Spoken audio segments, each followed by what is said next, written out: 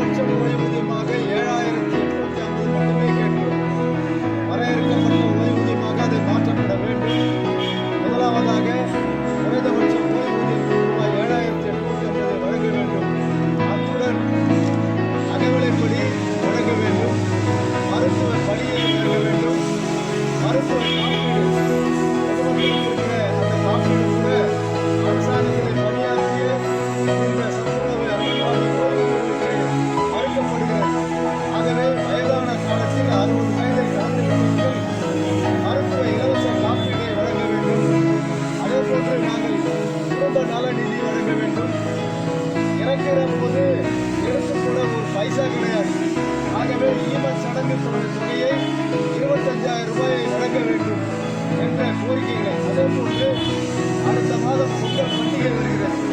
எங்களுக்கு எப்போதுமே ஒரு பிச்சைக்காரனோட குறைவாக 500 ரூபாய் தான் வழங்கப்படுகிறது. அதை உயர்த்தி வழங்க வேண்டும். பொங்கல் பரிசு தொகையை உயர்த்தி வழங்க வேண்டும்.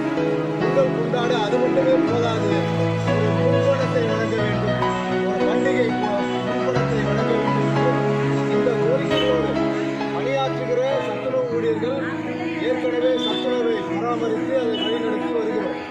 அத்தோடு இன்றைக்கு தமிழக முதல்வர் அவர் ஒரு நல்லெண்ண அடிப்படையில் காலை சிற்றுண்டி திட்டத்தை இன்றைக்கு அறிவித்து சிறப்பாகவே நடைபெறுகிறது.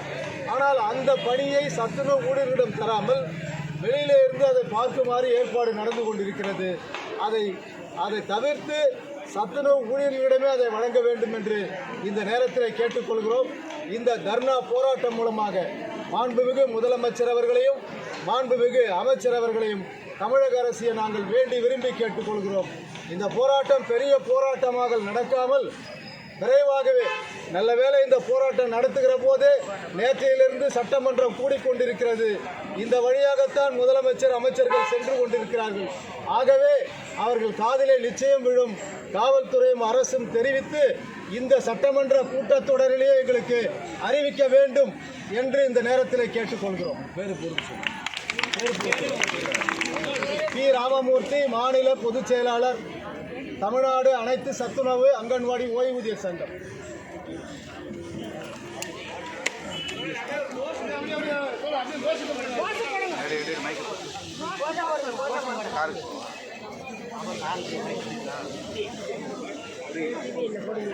எல்லாம் பெண்கள், நான் மட்டும்தான்.